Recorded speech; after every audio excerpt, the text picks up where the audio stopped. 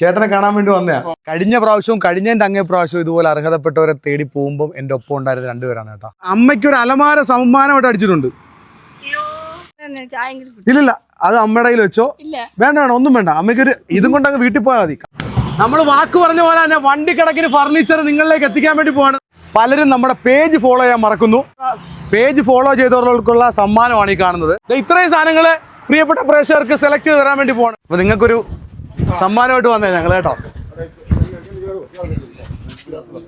ചേട്ടന്റെ പേരെന്തോ? അജി. സന്തോഷമായോ? ഞങ്ങള് ചേട്ടനെ കാണാൻ വേണ്ടി വന്നയാ. ഇവിടെ ആരൊക്കെ കൂടെ താമസിക്കുന്നേ?